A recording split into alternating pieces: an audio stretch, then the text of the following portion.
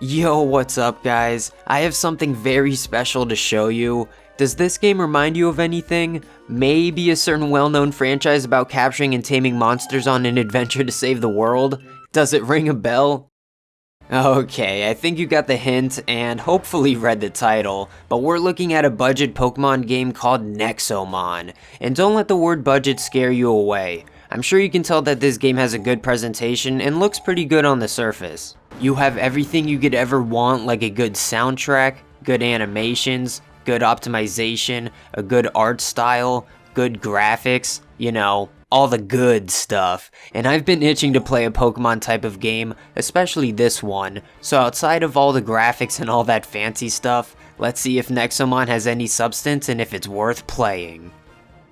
Like I said earlier about going on an adventure and saving the world, I'm gonna explain the story, but I don't want to get that deep into it. Mostly to avoid spoilers, and stories aren't my strong suit, but this story is pretty easy and fun to keep up with. So, just like in any universe where you capture and tame powerful monsters, there's always that one asshole who has to ruin it. This is the Nexo Lord. He's that asshole. And you being a small child, you obviously have to defeat this powerful able-bodied adult and stop his evil plans to destroy the world, or something. There's also a huge moral dilemma with the Nexomon, but that's honestly all you need to know because I think it's pretty interesting seeing everything for yourself. I might show you some cool visuals with the gameplay, but you should really experience most of the story, characters, and dialogue yourself. I know I make this story sound basic, but I was actually pretty invested in the second half of the game, and that's coming from someone who normally doesn't care about stories. I think the reason for that is this game's presentation and communication. But what do I mean by communication? I'm mostly talking about this little guy. This game's dialogue and how the characters talk to you can be pretty surprising and pretty funny. Like, it'll catch you off guard how straightforward and funny this game can be. I wasn't expecting to see any type of cursing or anything even hinting towards adult humor. Our little buddy Atlas is breaking the fourth wall and making jokes all the time, and I love it. It adds a different type of charisma and charm to the characters. I admit, there can be a lot of dialogue sometimes, but I mostly didn't mind because of this game's lighthearted approach with the dialogue and characters. Mix this with the charming presentation and nice music, it made it more exciting to progress and explore new areas.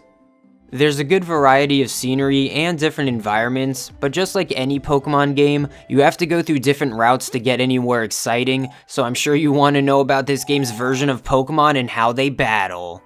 So how you battle in this game is a bit of a hit or miss for me. I do like that Pokemon feel of the turn-based gameplay, it's just that it's a little more simplistic in this game. My biggest complaint is that you can't safely switch your Nexomon during a battle like you can in Pokemon, and it just made me feel like I got hit way more often than I should. But something I kinda like is how weaker Nexomon can still damage other Nexomon 10, 20, or even 30 levels above them. I trained a lot in this game and I was overleveled most of the time, so with the combo of getting hit more often and weaker Nexomon doing some damage, it was a gift and a curse with the difficulty. The reason I train so much is because this game has a lot of achievements, which I always appreciate, and some of them were to capture a certain amount of Nexomon. This actually gave me a lot of motivation to capture as many Nexomon as I can, and to train my team in the process. It just made me think about Pokemon being on Steam and how much it would make me want to catch all the Pokemon, but the process of catching Nexomon in this game is another story though. That's when we bring some RNG into the mix. You know how when you're catching a Pokemon, damaging and putting an effect on it would make it easier to catch? You could still do that in Nexomon, it just doesn't feel nearly as consistent as Pokemon. It still feels like it helps, especially with the more rare Nexomon, but it still feels like a gamble. You only get 2 types of Pokeballs, or in this case Nexo Traps, so there isn't too many options when catching a Nexomon. But make sure some of your Nexomon have some type of confuse or stun effect so they're easier to catch. The moves that stun or confuse enemies usually cost less stamina, which is something you'll also have to manage on top of your Nexomon's health. And the more rare a Nexomon is, the more health and stats it'll have. I got lucky finding a legendary Nexomon very early on, and you can find the same one at random if you're lucky. When you find a Nexomon this rare, I recommend using a golden Nexomon trap. This is the second type of Nexomon trap, and it's pretty much a Master Ball from Pokemon. I recommend using these on legendaries, mega rares, and specials. My Nexomon were mostly specials before I got my hands on some legendaries. You'll want to organize your team with different types of Nexomon. I never liked having two of the same type. Apparently this game does types of Nexomon better than the sequel because there's more of a variety with the moves and types of Nexomon. Like that legendary bird I was telling you about can use both wind and electric type moves. It's definitely something to take note of. Now I do kind of excuse some of these little critiques I have, like the battling system and linear progression, because Nexomon was originally a mobile game. If you're a regular on the channel, I bet that's not a surprise, but if you're new around here, I bet that's a little shocking considering how good this game can look. There are some negatives from this being a port of a mobile game. You'll see through the cracks every now and then, but luckily this game does a good job at being optimized for PC. I don't know if this is still the case, but the mobile version of this game had microtransactions, and some of the items I naturally found, you would have to pay for on the phone. I would think about how much time or money I would save just by playing on PC. You can play on your phone and even the new Xbox and PlayStation, but you guys know the platform I prefer. Especially if you plan on beating the game like I did, there's actually a decent amount of content. Again, I'm not going to spoil anything important, but when you beat the game, there's definitely more content if you choose to keep playing. I'm being vague on purpose so you can experience all this for yourself. I beat the game in about 15 hours, which is a fair amount of content, but if you choose to keep playing, you can have another 10 hours of gameplay if you do just about everything like I did. Luckily, I like to wait until a game is fully updated, and the developers added a good amount of endgame content that I actually enjoyed a lot. I'm not going to show you, but with all the training I did, the endgame content had the challenge and difficulty I was looking for. I also thought the scenery and the vibes were pretty cool. It made the story and environment more interesting, but if you're just now discovering this game, then good. You can get it cheaper and don't have to wait for all the updates. Playing this game made me remember how much I miss Pokemon and how much I wish the Pokemon games were on Steam or at least on mobile. Like, if I'm keeping it real, these Nexomon are cool, but can't entirely fill that void of Pokemon. I don't even feel attached to any of these fuckers.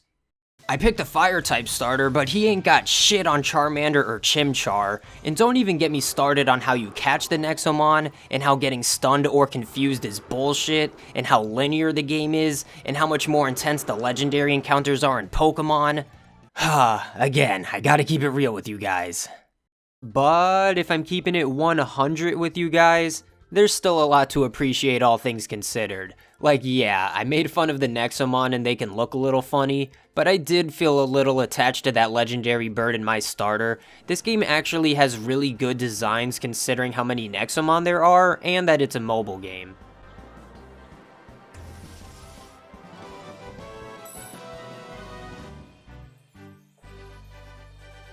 There's like 310 of these demons in my head, and I tried to catch as many as I reasonably could. I think I caught like 260, and trying to find those fuckers is a good way of leveling up your Nexomon. I actually tried and enjoyed catching Nexomon more than any other Pokemon game. I know that sounds very controversial, but it's not for the right reasons. This game is just way more linear, so it's easier to catch everything, and I like achievement hunting. Pokemon has way more replayability and longevity, but that's not really the case for Nexomon. After you beat the game and did everything, you can just move on. You're not really missing out on anything. Which is good, because I got almost every achievement, and I'm ready to move on. Nexomon has a sequel called Nexomon Extinction, and I'm excited to play it. And even if I want another type of Pokemon experience, I heard that Temtem is a fun multiplayer type of Pokemon game. It's still in early access, but maybe I'll try it one day. I can see myself reviewing more Pokemon type of games. As for Nexomon, would I recommend this game after all these years and all the content updates? That's a very easy yes for me. As someone who's been itching for a Pokemon experience, and as someone who would prefer to play it on Steam and not pay that much money, it's definitely worth it. Yeah, it can get a bit repetitive at times, and the XP system is a bit weird, and it's not a perfect game, but this is a genuinely made Pokemon-inspired game with a great presentation, attention to detail, and having its own twist and style to make it feel like it separates itself from Pokemon. But I think it's a matter of perspective, and maybe you can tell me how you feel down below. I know a lot of things are similar and even the same, but some of you just have to experience it yourself. If it's a copy, then it's a damn good one. Like, I'm not into stories, but I was mind blown by something surrounding the main plot and idea of the story. Maybe they copied it from Pokemon, I'm pretty sure they did, but I don't know. You'll have to play it yourself and find out.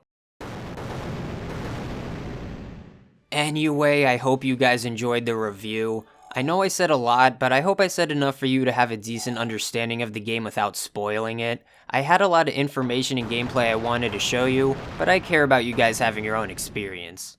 I might even compare this game to the other Nexomon or to other budget Pokemon games, but we'll have to see. Thank you guys for watching this far into the video. It really means a lot that you enjoy my videos, and leave a like if you want me to know that you do. Drop a comment telling me what you think of this game, or the video, or just share your love for Pokemon, but if I forgot anything important, let me know and I'll heart your comment. I'd also challenge you guys to have a stronger Nexomon team than me. Good luck, because by the end of the game, I was stacked as fuck. But don't forget to subscribe if you've been enjoying the content. I review all types of games, so try to keep an open mind. But I think Nexomon opened the door for me to review these Pokemon type of games. I remember playing some on my phone many years ago, including Nexomon, but I'm glad this game helped me scratch that itch for Pokemon. You can check out some of my other videos on the screen. I appreciate you watching until the very end, and hopefully I'll see you guys in one of these other videos.